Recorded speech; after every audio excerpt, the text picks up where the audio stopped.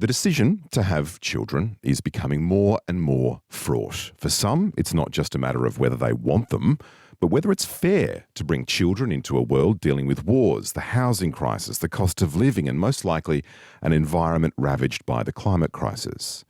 Philosopher David Benatar's view is that even before all that, to come into existence is to be born into a life of suffering, and that it is immoral to have children because they'll inevitably experience pain and suffering. It's referred to as anti-natalism, and David joins me now. Professor, welcome to you. Thank you very much. Good to be with you, albeit remotely. There are other anti-natalist thinkers who make a sort of similar axiological argument, but there is a spectrum here. I think that's important to say up front. You are a compassionate anti-natalist as opposed to a misanthropic anti-natalist. What is the difference here?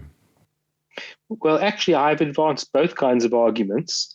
The fundamental one for me, though, is a philanthropic argument. It's a concern for the being who's brought into existence. And my view is that whomever you create is going to have significant suffering in their life, and they're going to die. And they could have been spared all of that without any cost to themselves if they had never been conceived, never been brought into existence. And so I think we do always harm somebody by creating them. So that's my dominant argument.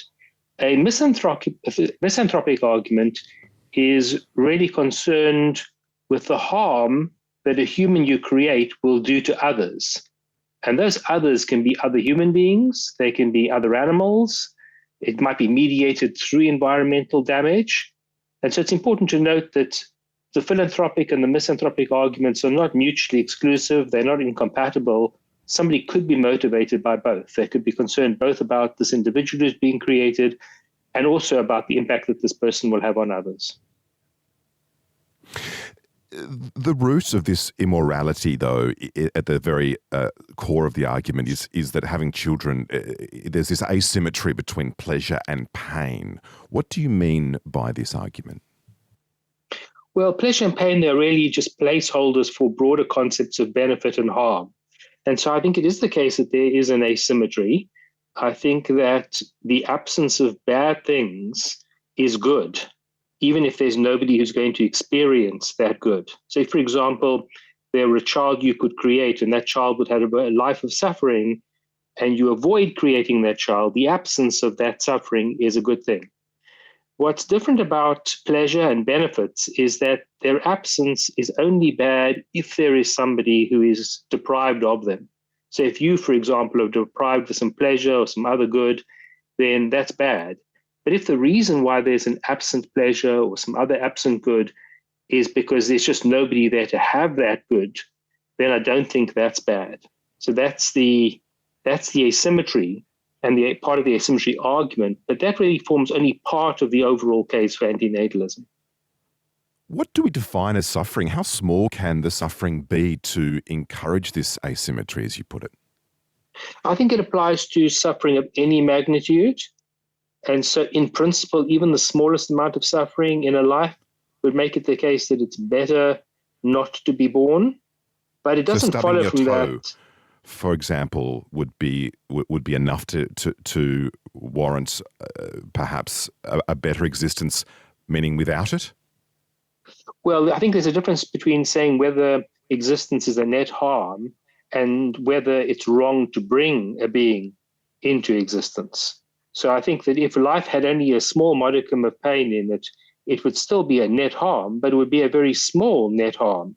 And because there might be many other goods associated with procreation, goods for other people, it might not be wrong in a circumstance like that to create somebody. But because, in fact, lives have much more than just a little bit of suffering, because, in fact, they are quite replete with suffering, and because they all end in that very severe harm of death, I think it's the case that it's not simply harmful, but also wrongful to create somebody.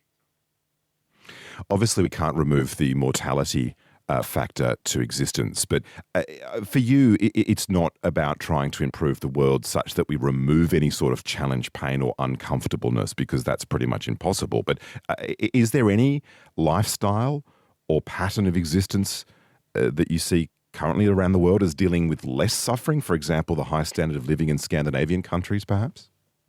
Well, let me say that I'm fully in favor of anything that we can do to improve the quality of human and other lives. So antinatalism doesn't commit you to a resigned state whereby you just accept all the suffering that there is. It's fully compatible with doing what you can to minimize suffering and other harms that humans and other animals experience. It's just that the only way you can guarantee that a being is not going to suffer is by not creating that being in the first place. And so what I would say is one thing you should do is not have children. And another thing you should do is try to minimize the suffering of already existing beings. If you've just joined me on RN Drive, I'm speaking with Professor David Benatar from the University of Cape Town. We're talking about the philosophy of antinatalism, i.e. the belief that morally it's better for a child not to be born. You can hear him speak in Sydney later this month. I'll give you some details in just a minute. So some might argue that although life invariably involves suffering at any degree, that mostly life is a net positive.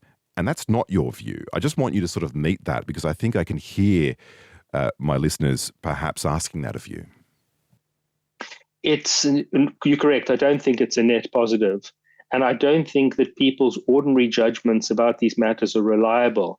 I think there's a long evolutionary history that explains why psychologically we will think that life has more good than bad. But if we begin to look at it in a kind of barefaced way, an honest way, I think we'll see that there is more bad than good. And I'll just give you a few examples. If you think about pains and pleasures, the worst pains are much worse than the best pleasures are good. And if you deny that, ask yourself whether you would accept this deal. The deal is that you get an hour of the most sublime pleasure that there is imaginable in exchange, let's say, for 15 minutes of the worst pain imaginable. Would you take that deal? I think most rational people wouldn't. Another example is such a phenomenon as chronic pain. Pain just goes on and on and on. There's no such thing as chronic pleasure. Nobody suffers, in scare quotes, from a condition of that kind. So these are just two examples. But if we step through all the harms and benefits in life, I think we find that there's definitely much more bad than good, even if our psychology precludes us seeing that. So we can't change the fact that you and I were both born. That's happened. The future perhaps has a bearing in terms of us not reproducing there, but we can't change the fact that we currently exist. We're having this conversation because we were both born. How do we make the best of this quote-unquote bad situation? Well, you can do what you can to ameliorate your own condition, to prevent it from getting worse.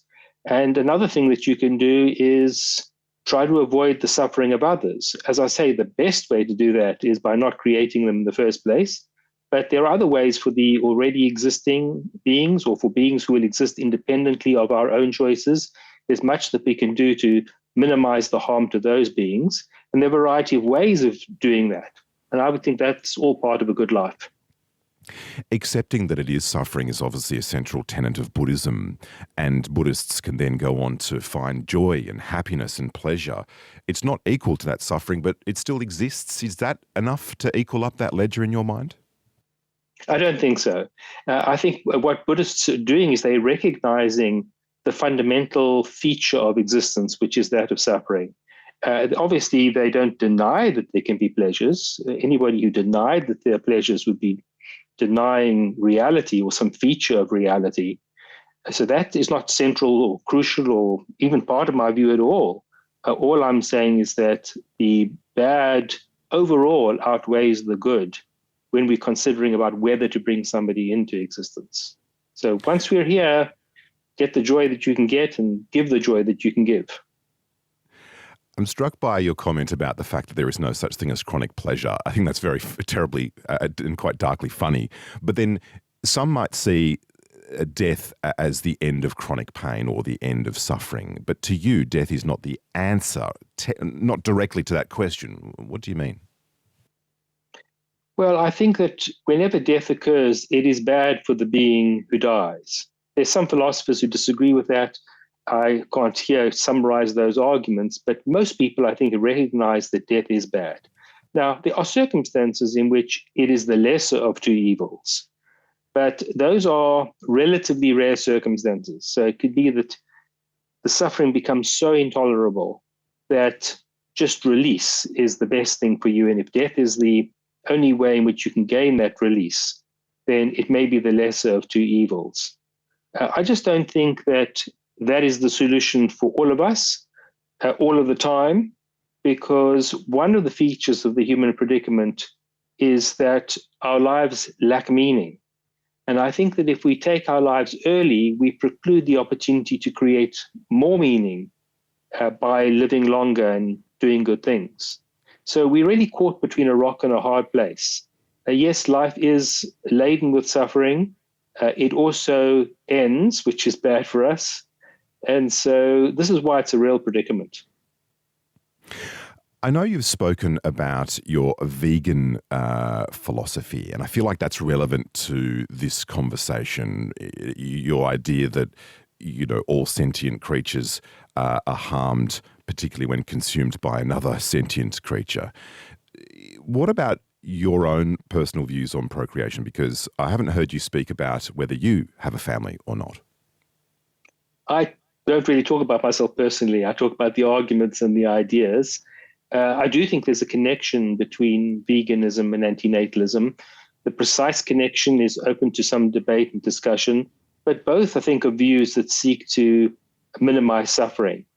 So one argument that's often given in favor of eating meat is that if humans didn't eat animals, those animals that they eat would never have been created in the first place. And so actually we're doing them a favor by creating them and then killing them and eating them. And I find this a really obnoxious argument for many reasons. One of them is that the animals that are brought into existence are often brought into an existence of extreme suffering if they reared in factory farms.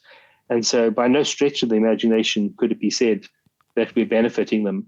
But even if an animal were to have a relatively good quality of life and then have its life terminated early, I don't think that we're doing that animal a favor any more than if we were to create a human in order to eat it. If we were to create a human in order to eat him or her, we would be doing a very serious harm by killing that human being. And I don't think that we would say we've done a net benefit to that person by creating and killing them rather than by not creating them in the first place. I'm curious if you think that this immoralism behind procreation is a static thing. For example, given the way the world is today, the probability that life will continue to get more difficult given climate change, etc., overpopulation, although that is seemingly less of a concern according to current projections. But do you see that this immoral aspect of reproduction can increase or decrease over time? I think it varies really from individual circumstance to individual circumstance. So the worse the life of the being that you create, the worse it is to have created that being or to create that being. And that can really vary from place to place, also from time to time. I don't think that there's a linear movement here whereby lives are getting better or getting worse. It depends on all kinds of circumstances. But certainly, if you've got good grounds for thinking that your child is going to suffer unusually, and that's worse than if you've got less good grounds for thinking that the suffering will be unusual. Not that that second case is bad, it's good, it's just less bad. Well, I, for one, am glad that you were born for us to at least have this conversation today. My guest has been Emeritus Professor of Philosophy at the University of Cape Town, David Benatar. You can read his book, Better Never to Have Been, The Harm of Coming into Existence, and he's speaking at the Festival of Dangerous Ideas on Sunday, the 25th of August in Sydney. Professor, lovely to talk to you. Good to speak to you too. Thanks very much.